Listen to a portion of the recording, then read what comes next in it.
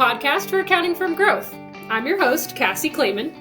This season, we're focusing on business development and business development tech and how BDs are using tech to win.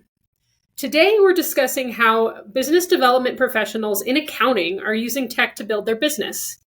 In this episode, we're talking with Mike Jones, founder of Resound Creative, and more recently, Kindred BD. We will discuss trends in the accounting industry, what tools people are using, and how people are tracking their investments and more. Mike, thanks so much for joining us today. Before we jump in, can you share a little bit more about yourself that I didn't cover in that one sentence? I'll try to still keep it short because there's probably more that I could share than people really want to know. But they can come talk to you and ask you. You mentioned Resound. Resound is the agency, marketing agency and consultancy that I've been running since 2009. CEO, managing partner there, and we work with clients on all sorts of things from brand, like rebrands and brand strategy, through all the creative website, video content, lots of writing for our clients now, which has been really fun. And even doing some ads, which has been really exciting. I think the last couple of years, we've had more and more clients, especially in the accounting industry, trying to dabble with ads, especially on LinkedIn. So we're doing some of that for them on that side. And then, last year started another business with my partner, Mark, and we call that Kindred. And Kindred is all about developing processes and tools and systems for creating relationships for accounting professionals, primarily for the purpose of creating client relationships. But at our heart, we believe that every single person in a BD type role, even if you're just a CPA and you gotta keep building your book of business, right? You're putting into practice BD practices within your firm. That really, at the end of the day, it's about building relationships. And right, we're in relationship building and relationship keeping business. And so everything starts and ends with relationship in our philosophy and how we guide our clients through, whether it's building an outreach program or tracking your sales and your deals in a CRM, or even like fine-tuning and creating a repeatable sales process that you can bring in others in your firm into do over and over. So that's probably the most indicative part of my kind of role and what I do to our conversation today. We do work with a lot of different tools. We've been working a lot with Sales Navigator and LinkedIn, several CRMs, especially HubSpot. That's like the big one. And even working with clients on like, hey, how can you just improve process even with a spreadsheet? As crazy as that is. And then on all those things, there's been a lot of conversation around how to apply AI, how to make the process more efficient. Where does it make sense to use it? Where does it not make sense to use it? Where is it going to get you in trouble? And really, how do you maximize the efficiencies and some of the knowledge gain that you can get from AI tools without kind of losing your soul in the process? All right. That's a lot. I love to hear it. So the first thing I want to ask, I've been talking to people about business development and tools because of this season of the podcast. And so, the thing that keeps coming up is relationships. But we know that there are a lot of accounting marketers out there who also need to deal with tools and they need to have some tech adoption. So how do you help how do you help your clients, or how do you balance tech adoption with maintaining those relationship-driven selling moments? Yep. So I think that's the first step, is just acknowledging like, hey, we don't want to sacrifice relationship in this process. And that's a hard line to walk, right? A lot of tools want you to automate things, and that sounds great because there's lots of efficiencies gained from that. Or maybe there's an AI component that removes a human from the relationship at some level. And we have to make those decisions as practitioners, right? Like when we work with our clients, we're asking them like, to what degree are you comfortable with these tools being a part of the process? And then you have to use them. And that can be really hard for a lot of professionals who, have maybe built a book of business, they've had success. They think, man, our relationship is going to suffer if we implement a new technology that is very process driven, it's very systematic, that doesn't feel relational. And so one part of it is actually just breaking down relationships into a process. and realizing like every relationship you have, there is processes behind it. We just kind of intuit them. We don't really think about them in a very linear way when we're interacting with people. But like we talk about, particularly in the sales process, the standard process that most prospects go through is as a prospect for your firm, I want to know you as the individual first. That's the first level of trust I need to have. The second level is what's the team? What's the company like that I would perhaps be working with? Are you the right company, right? So right individual, right company with the team behind it. And then do you have the right services that are going to solve my problem? And that's the typical process that most people go through in making a decision to work with a new service provider. And this is across professional services and very applicable within accounting and advisory firms. And so just realizing like that is a process that most people go through now. Sometimes they go through it in a single conversation, right? They go from the beginning of that process all the way through to the end in one 60-minute or 45-minute conversation. Most people don't, though. They do that in steps, and they do that in interactions with you and with your company and with marketing materials and with people within your firm that you're putting in front of them over the course of maybe days, months, maybe even a year, right? And so just understanding that like there is a process in relationship building. It's not this like, oh, if I employ process, which therefore I can employ tools, I can employ software and tech into that. But if I have a process that somehow it's not going to be relational, there's a way to do it in a relational way that's authentic to your voice. And I think that's a really key part of this too, is maintaining that it's a one-to-one relationship we're building. So we find tools that really amplify one-to-one. And so what we found too, the second thing that really helps, besides acknowledging that there is a process already, the second part is identifying that process in a manual way first, so that we can then look at efficiencies gained through automations or through AI and tools that help us do those things, but in a way that we know already works. So if we've tried it, we've piloted it in a manual way, we've documented the process, we're really clear on what that map looks like, then we can bring in a tool that can accelerate that, right? So like, for instance, LinkedIn Sales Navigator, we do a lot of work on there doing outreach programs. And there's a way to use that that's very manual. It's a lot of work. But what we found is that by starting manual in that process, you learn, oh, these are the things that work. This is the messaging that works. This is the process that works. If those things aren't already in place and documented, it really helps to do it manually. And then you can iterate, you can change, you can tweak it. And then once it's like, oh, this is a pretty standard process that we're running over and over and it's working, let's find tools. There's one that we're using called Dripify that allows you to automate that process of outreach on LinkedIn through an external third-party tool. And because we already have the process developed and solidified, we know it works. We know that it's still relational. People respond positively to it. Then we can automate that and scale it from there with tools like Dripify. So that's been really helpful, is just helping people look at like, hey, there needs to be a process. It can still be relational. And then there are tools that will help us accelerate that process. So you mentioned at the top of that something about, so I heard automation a lot. So, one of the questions I'm going to have for you later is around, what do accounting firms do at the beginning? But before we get into that, I'm sure there are firm leaders out there who maybe don't want to hire whatever. Who knows what the thought process is, but I'm sure there are firm leaders who are like, we could just use AI to solve our problems. We can use automation to solve our problems. So Could you talk a little bit about, these tools that people could use, or, like, let's say we're in step 5 of the phase of getting this all set up. So could you talk a little bit about automation versus AI in the business development pipeline? Yeah, AI at some level is probably included in almost every step right now, because you can apply AI in your conceptual phase of, kind of even having AI help you document your own like BD process. and coming up with a standardized way of doing it in your firm.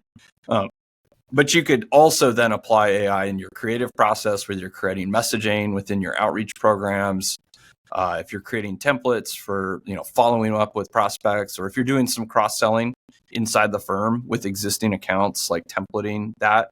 AI can be a fantastic tool to help you concept, to help you create the messaging for it. The downside is always that AI is only as smart as the data put into it. Right. And so when you're relying with an out of the box tool that's relying on like an open AI model, right? If you're talking about ChatGPT, or if you're talking about, Microsoft's own model, which is basically built on open AIs as well. They're only as smart as the data that's been put into it. Right. And you just have to know, when I ask it a question, to formulate a response. Maybe I'm trying to create some kind of messaging template. Let's say the use case is I want to create a message that I'm going to provide to every practitioner in my firm to talk about a service line that they don't personally offer. It's a cross sell, right? How do we introduce that to a client who's not using it? And we have a template in our CRM for it. So I'm going to plug in some messaging from ChatGPT or from Copilot. Just know, like, Copilot and ChatGPT are giving that same answer to every other firm, right? Who's asking a similar question. And so if you don't prompt it to also make it your own message, here is our brand, here is my personality, maybe like giving some prompts, say, hey, this is a template for a practitioner to use, but then make it your own. You know your client best that you're going to be sending this to. So personalize it, right? Make it unique and authentic and relational. And that requires a level of personalization that only that practitioner would know about that client.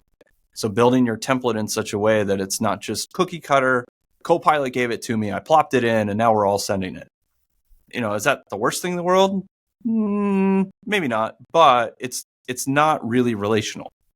And so just providing steps and process that is relational, I think, is really helpful. And a lot of these tools are like, they would prefer that, like we work a lot with HubSpot. HubSpot does not really want you sending like mass emails to all your clients or all your prospects that are not personalized, that don't have value, that don't really help them in any way, right? That actually hurts HubSpot. That's like counter to what they want you to do at some level. So like, it just benefits everybody if you treat these tools as tools and say, hey, how can we still be relational in this process? So we're going to use the tool, but we're not going to leave it with the tool. We kind of have our own rule, and our rule is nothing touches someone else outside the company if it hasn't been touched by a human first. So we never just copy paste. We never just like grab the answer from AI and plug it in. Now, you get into like at scale, like maybe outreach programs, there is a level of like AI tools out there that will automate some of that for you. I would caution people, run really small samples first, like really baby step every single step in that process, because AI can quickly start putting messaging out in front of very much the wrong people, either at the wrong point in the process, or even like looping and sending too many messages, too many outreach messages. Just as much as like, do you trust everything that you get out of Copilot when you ask it a question? You should assume some level of like, no, there's something in here that's probably wrong. I got to go find it, right?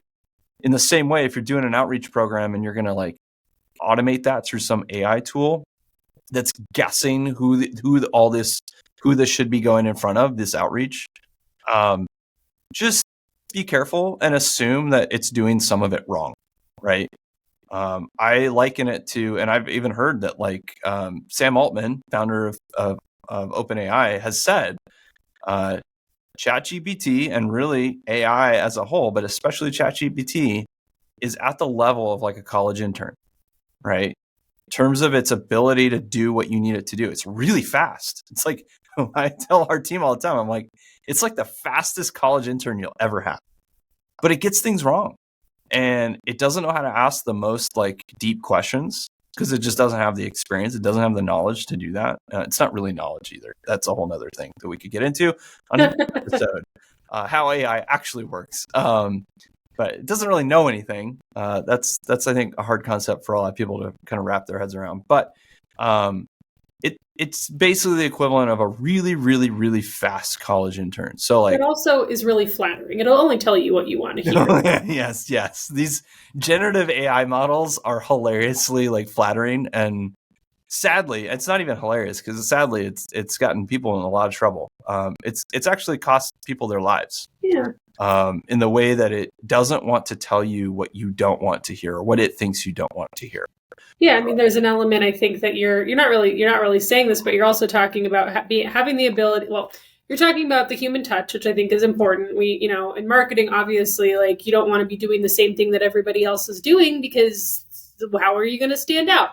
But having the ability to continue to ask those clarifying, curious questions to even AI, but anybody. So maintaining the human skill set, I think, is something that you're still talking about. And you're also, touching on using it as a tool. So yep. I think, if we think about even just the AIMS population, we have a range of solo marketers to marketers with multiple BD to many, many teams of marketing professionals on a team. So if we're talking about using these technologies as a tool, do you have any advice or suggestions on how marketing and BD teams can partner to select some of these good technologies for their use? Yeah, I was thinking about this. I think these tools, and even just I think our digital world is forcing things to blur. The line between BD or sales is, we'll use the dirty S word. I know in accounting we don't want to talk about that, but if we talk about like this we implemented cross-serve at my firm. Yeah, sales and marketing, like yes, they are differentiated roles, right? And there's different aspects to each of them, but we're seeing more and more that they are getting blended by the tools. So a great case in point. So LinkedIn has an ad product that is sponsored in-mail messages. So you can actually run ads that are one-to-one messages. It's a template. You have a templated message and you can kind of personalize a little bit with name and that kind of stuff. But it runs as an ad. Like it's actually run through LinkedIn's ad platform. So that would traditionally be facilitated by a marketer, right? Or an agency run through a marketer on the team. And yet it's a one-to-one message run through a personal account from the firm. Well, that's BD, right?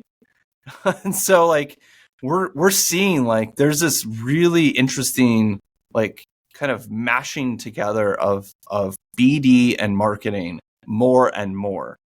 And so I would recommend to firms, one, start like having conversations, right? Maybe that's where it starts. There's a quarterly meetup and you roundtable sales and marketing in the cross section of the two, where things working, celebrate the wins, and uncover the issues, right?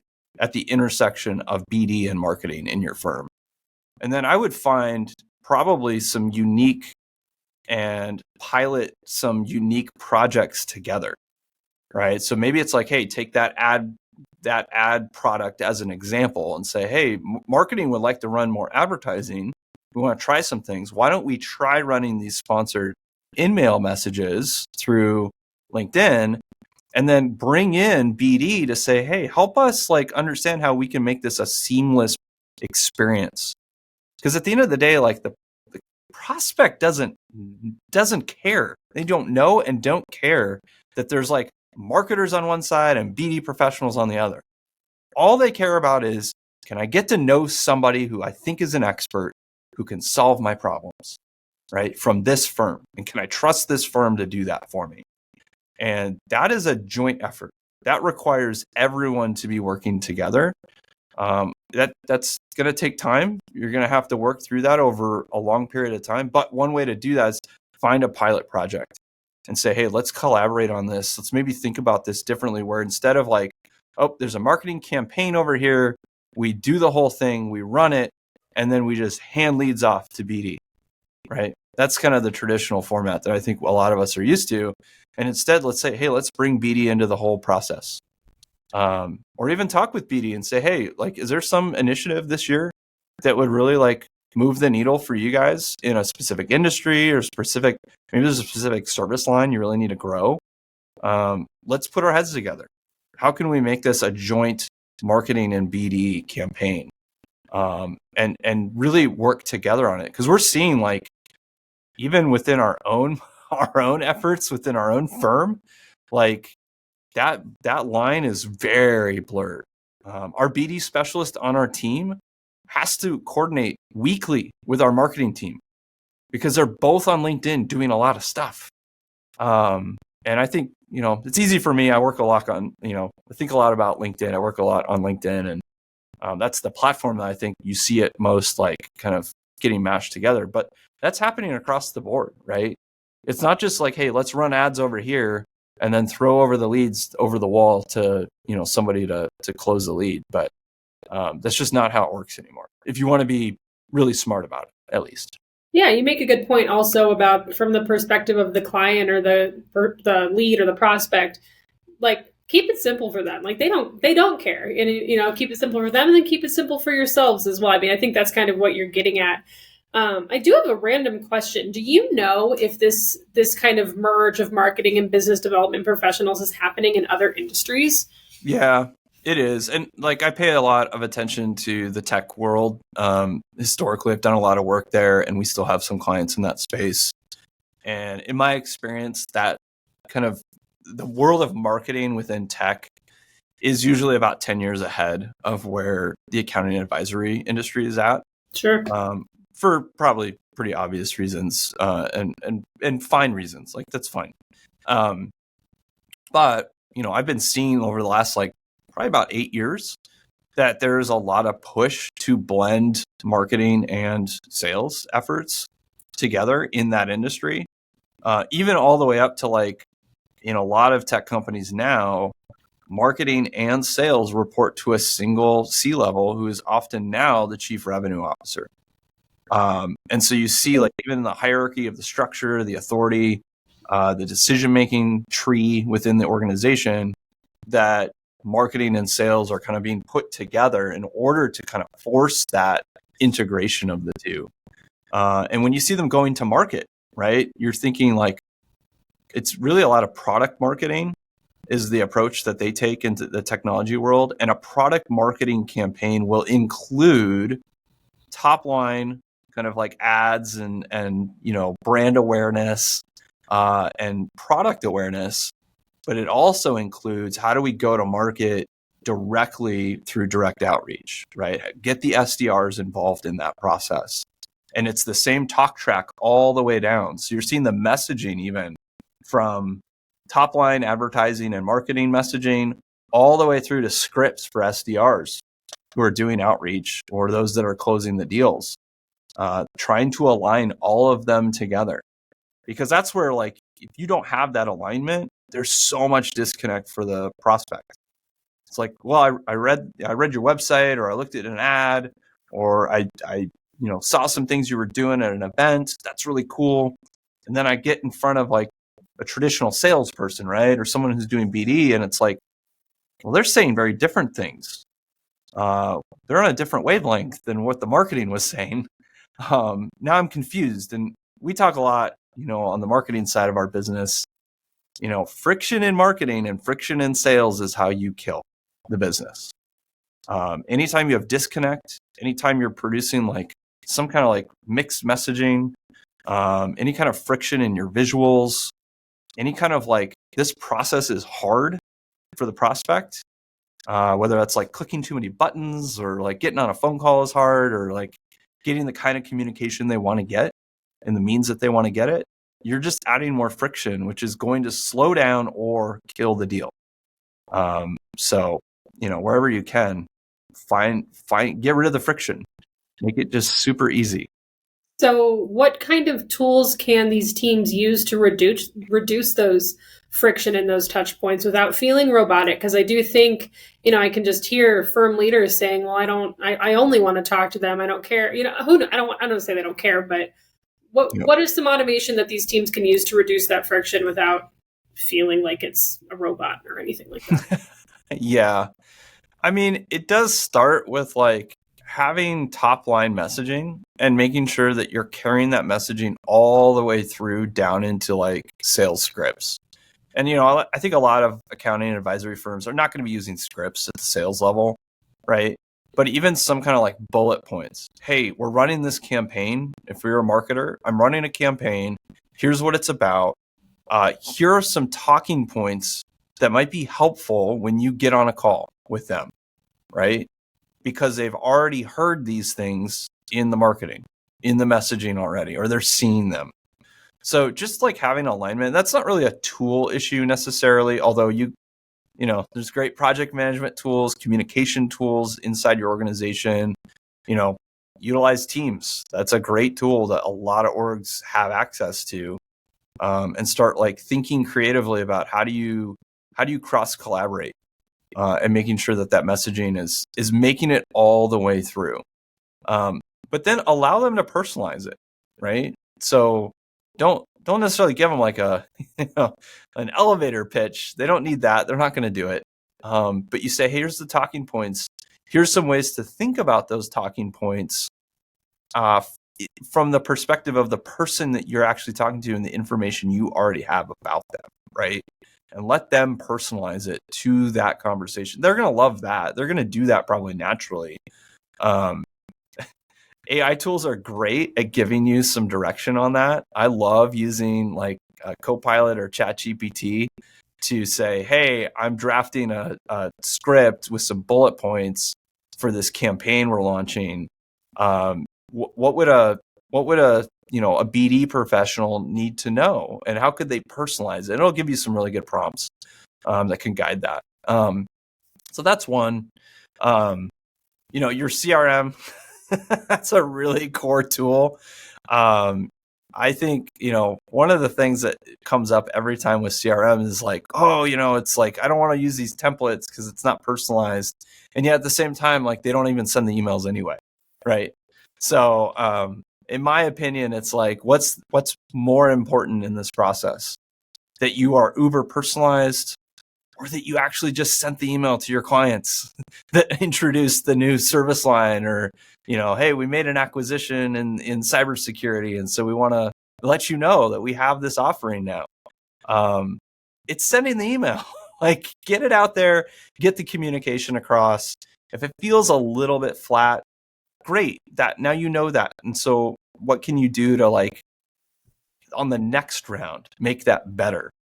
And make that more personalized, more relational. So, you get into automation, it's really hard. The more automated it gets, the less personal it's going to be. That's again where I love testing the messaging through manual processes first and really refining them to a point where it's like, this is as personal as we can get in a template, right? And it resonates with them. And then ultimately, like, being very targeted. Right. So the more targeted you are with who you're reaching out to or who you're talking to, you can refine that template down to like, okay, I know exactly who my ideal client persona is. I know how they think. I know what messaging has worked in the past. I know the context they're a part of, like in their life. And so I can craft messaging that is really tailored and feels personal. Right. I'll just pull back the curtain here for people. Like, we work with marketers in accounting firms. That's our ICP, right? One of the things we found is that every single marketing director across the board is overwhelmed. So when we talk about being overwhelmed and we acknowledge that experience that marketers have, we know that it's going to resonate. And we don't need to know like every last detail of the person across the table from us in that marketing message or in that outreach message that's being automated. But we know so much about our prospect because we have studied and we want to know them. We want to relate to them. And so we know like, hey, that's one of the key things that they're dealing with is just the overwhelm. And so how can we talk to that? So I know it's a little bit like nobody wants to like Wizard of Oz it and see behind the curtain, but I think it's helpful. I think you just have to acknowledge that that's how it works. I think the people listening to this podcast appreciate that. I think try to be honest. Yeah. Well, I think you touched on a couple things. I think we as people, marketers, whoever it is, we forget that the biggest lessons you can learn are from when you fail. And failure doesn't have to be big, catastrophic failures, right? But we forget that it's okay to just send the email and realize what we could have done better and then do better the next time. I can think of a million quotes where it's like, just do the thing and then figure it out later. Not to say that we're doing that, but remember that it's okay to fail because that's how you're going to improve. Yep. And the other thing I'm hearing from you, I'm just going to say that. So I kept thinking of a swimming pool. So like you're talking about technologies and you put them in place and you have them ready to go, but they're only getting you 80% of the way there. We put on our swimsuits, we get our floaties, we have our sparkling water, we have our pool toys, but the fun doesn't happen until you jump in the pool, right? Yep. That's the 20%. That's where all the good stuff is happening, but you have to be prepared. You have to have the swim lessons. You can take this if you want. I love this metaphor. I think it's great. You just got to jump in. At some point, you just have to jump in. Right. And you've got your arm wing floaties on. Like, just trust that you'll be okay. Yep. Yeah. And, will it be a little uncomfortable when you first get in? Too cold? Probably. Right. And then you get comfortable and you learn, right? You get used to it. And then eventually, you do that enough days in a row, you're like a fish in water, right? Going to the Olympics. Yeah, going to the Olympics. That's how Michael Phelps did it. He just got in the pool every day. Yeah. And he ate 15,000 calories a day, but that's a different story. Yeah. So you've talked a lot, we're kind of dancing around it, but I'm curious what your team uses. What are some tools that are like non-negotiables in your team or that you have other teams use? I know you're going to say LinkedIn, Sales Navigator, but what other, give me lots of tools. Yeah. Sales Navigator is a big one for us. We've already covered that. A CRM of some kind. I just, and I have a case, if you're in a firm where like, no one is tracking anything, then maybe start with a spreadsheet. But I would say sooner than later, get into a CRM, even if it's like really basic. And only one or two people are using it. You just find that it forces you to mature your process from a BD standpoint. And it gives you the tools and the structure kind of right off the bat. Now, obviously, like maybe don't jump into the deep end of that pool. Like, don't go get Salesforce if you've never done anything with sales tracking. Maybe start with HubSpot CRM and just do the free version, right? Like, see how far you can get with it. There's plenty of others out there. Pipedrive is another one that's really easy and very simple to set up. So I just encourage people to have like some way to track deals. And I would start with that. Just track deals. You don't even have to track prospects right off the bat. Track something that has a dollar amount on it. And just build it out from there and start small. We're using Dripify now for outreach on top of LinkedIn. And I highly recommend if you're already starting to mature your usage of outreach on LinkedIn, that's a fantastic kind of tool to layer on top. We're a little bit agnostic when it comes to AI tools. Like we use ChatGPT a lot. From like a concepting standpoint, some rough messaging. Try not to let that messaging hit the public without a lot of editing. We use Claude. I love Claude for messaging. I think it's a better kind of messaging tool, writing tool than ChatGPT or even Copilot. So that's an interesting one. I think people should probably check out. Those are kind of like the main tool set for us. We're still it's pretty basic. It's not like we need like 40 tools to run BD.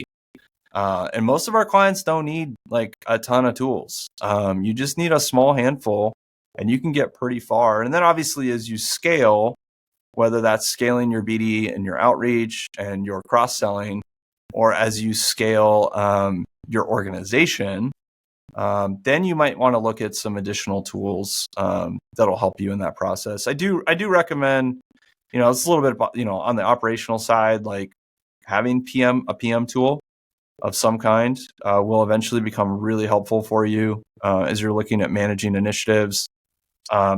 This is not a technology tool, but it comes up so often with teams that we work with. We use a business system called Entrepreneurial Operating System, or EOS. I know some people are familiar with that. There's other ones out there. Like, I'm not like going to tell you that's the only one and none of the others work, but I would recommend that. I would recommend having some kind of operational system to keep track of the work that you're doing, to be on a frequency of meetings. I love the L10 meetings and the way that we can track work week to week with our teams using EOS. So that's just one reason that I love that particular system, but there's others out there. There's like the Gazelle system and plenty of others. Scaling Up, that's the Gazelle Scaling Up one. But I just really recommend having some kind of way that you coordinate on work on a weekly basis and you can see it somewhere. There's a dashboard of the things you're working on. I'm a huge fan of like hidden work will be the death of your organization. That's where things get dropped. And so, don't let anything be hidden. Show it, have some kind of weekly sync to talk about it, work through issues, reprioritize as you need to. I'm a big fan of strategizing on a 90-day sprint. So like every 90 days, you're resetting your projects. But then for the 90 days between this, the planning, you're going, right? You're just executing. So, we don't take on new initiatives in the middle of a 90-day sprint, or we try not to. So those things are really helpful. Those are some great suggestions. I also think that second to last thing you talked about, tracking your work and everything, from a perspective of someone who, I can think of a million different scenarios just in our audience about why this would be good. Track your time to get a seat at the table. Track what you're doing to get more people on your team. Track your time so you can prove what's working and what's not working. There are a million reasons why it's a good idea to track your projects and what you're working on and what doesn't work and what did. Yep. And, one thing that we do within that system is just saying, hey, here's the project we're going to work on for the next 90 days. What does done look like? What are we aiming at, right? Like, what's the end goal here? And when you chop it down to 90 days and not like a whole year, you start to get like granular enough that you're like, okay, I think that might actually be achievable. And we can track it, week to week, and we can kind of see like, are we hitting that mark, or are we going to be off the mark when we get to the end of the 90 days? If you set goals that are purely annual, that's fine, but they're much harder to track. And I think most of the time you find like you start hitting Q3 and you're like, we're either way off track and it's really too late now. There's nothing we can do by Q3 or Q4 to get back on track with that goal. Or you kind of like blew that goal out of the water because it was super conservative. And now you're having to reset your goals halfway through the year. I like 90 days. I think every quarter is a good frequency and you kind of look at your goals. And I love having scorecards. We do that with our clients. Anytime we're working on a campaign for them, it has a scorecard. We're tracking the metrics. What are we aiming at? How are we doing on that? Hey, there's something wrong here because the metrics are telling us that. All right, what can we do to optimize that? What can we do to fix that? Like one case in point, we had a client we were working with on an outreach program. We had concepted the campaign and we said, hey, we're going to be sending these prospects a survey at some point in the process. We're going to warm them up with a couple messages and then we're going to send them a link to a survey. The link didn't work. People did not want to do it. They did not want to fill out a survey. Surprise, surprise. I mean, we should probably already figure that out. So what did we do? Well, we pivoted. The client actually recommended this. Client's husband actually recommended this, which was awesome. And he had told her, he was like, hey, what if you just ask the questions from the survey as messages? And we did that. And it means that we got the data that we were looking for. We engaged the prospect. We built a relationship and it went really fast. What we found was like 2 messages and a survey link was taking us a week to get to the survey link and then finding out they don't want to fill it out, right?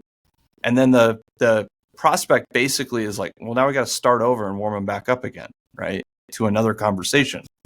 What we found was like, if you start just asking the questions as individual messages, we could get through them all in 48 hours.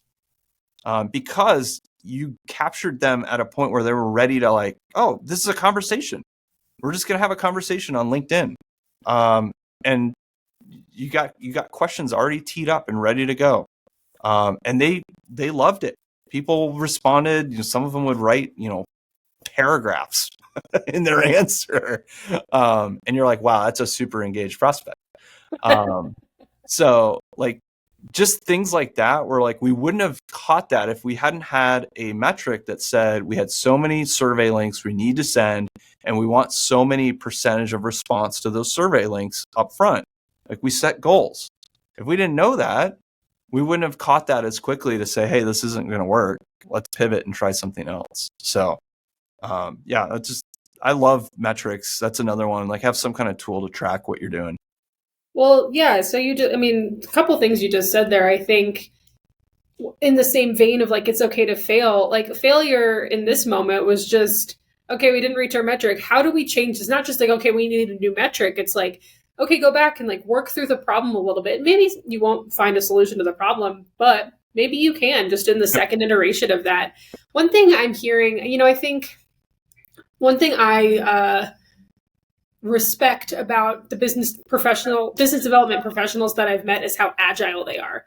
Mm-hmm. Marketers are agile too, but there is an element of, you have to have, like, I'm working on document management personally. So like, you can't update a document every single day. You can't update certain things, and there has to be a level of kind of groundedness. And I do appreciate the agility of the business development professional mindset. Yep. And then one more thing, when you were talking about making year-long goal, I made a face because the idea of a year-long goal to me is so overwhelming. How do you even? I'm a big fan of small wins. I'm a big fan of checking in. What did I do in all aspects of life? But if you don't do that, you get to the end of the year and you're like, I reached this goal, but how did I get here? Yeah, did I even do anything? You have no information about how you got from the beginning of the year to the end of the year. So I really do appreciate that. 90 days is only a quarter. I mean, that's actually, it's crazy to think about, but it's a great set of time. Yep. Yeah. And we, as a team, we track, we have a weekly scorecard that we update on specific metrics that we know if we move the needle on these metrics, we're moving the needle in our business. And that can be, very highly leading metrics. So that could be things like how many invitations to events did we send out this week, right? Or how many new target prospects did we put into our pipeline at the very top end? Just identifying them and saying actually adding them to our process, right? If we don't do those things, we know we don't get clients down the road. And so like we track those weekly. And we just say, hey, are we on track? Are we off track? If we're getting off track 3-4 weeks in a row, like, okay, we got a problem down the road. We know that like the deal pipeline is going to be probably dry in about 3 months. Because we haven't been doing the work at the front end to make sure that there's clients in the pipeline. So, just weekly tracking. And that's obviously like for marketers, that's going to probably look a little bit different, but even things like, content you're publishing, how many times did you sync up with, certain practitioners or BD professionals in the organization, to say like, how are they doing? What do they need help with? What's working? What's not working? Maybe you have some goal. You're saying, I'm going to have one of those a week. Great. Track that. If you think that's going to move the needle for you as a marketer, come up with some other metric that or think is going to be really helpful for your business. But I'm a huge fan of just tracking things, keeping on track, having the hard conversations of the data. The data is going to hold you accountable. And sometimes it's like, hey, why didn't we hit the number? Because we just didn't do it. We didn't do it. We got distracted. Something else came up. There was a big fire with a client. It's like there's always a reason, and sometimes they're really good reasons. But sometimes it's just you just need to have the conversation. Okay, how do we get back on track? That's fine. We can acknowledge that there was an issue last week. Great. Let's get back on it. Is there any issue this week that we're foreseeing? Oh yeah, it's going to happen again because of XYZ. Okay, how do we mitigate that? And that might even raise flags of like, hey, capacity issues, we actually need more talent, we need more budget, or we need to drop things. We're doing too many things. So what needs to cut? I'm a big fan of that as well. We all are. For everything that you add, you should probably drop something. Yeah, if only. Yes. We're kind of running out of time. So this question kind of, I think is a twofold question, but you're sort of talking about cultural changes. I'm curious what kind of culture changes, or even like what are some mistakes you see when firms want to layer on too much technology, or what kind of trainings, or talk a little bit about that for these firms that they want automation and these processes you're talking about to stick long term. Yep. I think let's just limit it for the moment to just BD. Let's say we're talking about BD functions in the firm. I would really be a strong proponent of only adding one tool at a time. And even within that, I would say find a test group to run that with and develop it out and then roll it out to the whole firm. I see a lot of firms who want to just like, oh, we're going to pull the trigger on a CRM. Maybe you've never even used a CRM before, and we're going to force it on everyone on day one. That usually epically fails. Usually you get really low adoption rates. You get really bad practices. The data within 3 years is incredibly dirty, and you end up basically having to redo that process later. It's just, I am a huge proponent of like, take 2 practitioners in the firm and say, we're going to roll out a CRM and we're only going to use it with you. And we're only going to use this section of it for now. Like maybe just say we're just going to track deals in the pipeline. That's it. We're not going to worry about every lead that comes into the firm before a conversation, right? And then layer in from there, right? So add more people, add more functionality, and step it out. And I'd say almost any technology, I use CRM because I think that's very accessible for a lot of people, but I would say almost any technology is like that. Whether you're thinking about like, oh, we're going to use a prospecting tool, or we're going to use some kind of like research tool to identify prospects and like collect data on them. We're going to use some kind of other like cross-selling tool. I'm a huge fan of like start really small, build the best practices for it that actually work for your firm, and then scale it out beyond that. And I think you'll also find like you'll get much higher adoption rates because people will be like, oh, I see the ROI. This makes sense to me. This is why I'm going to adjust my process and why I'm going to spend the time to actually do the things that are required because I see the value at the end of it. If they don't see it, and they won't, if you just go out and buy a tool and you just force it on them, they're like, well, what's the value? I don't understand, right? They can see case study after case study, but when they see someone else in the firm who's been willing to use it for 6 months and they see the numbers and they go, oh, okay, now I get it. Now I get why we're using this.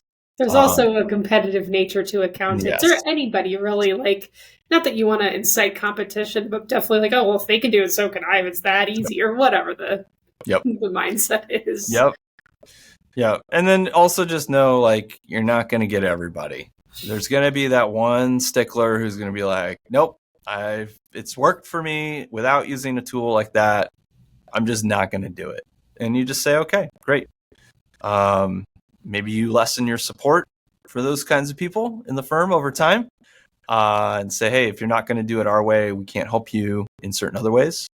And ultimately, I think when you start to use reporting and analytics within those tools to show activity, to show results, to track the sales, to track the closed deals, all of a sudden it's like, oh, if I don't play in this sandbox, I don't get credit.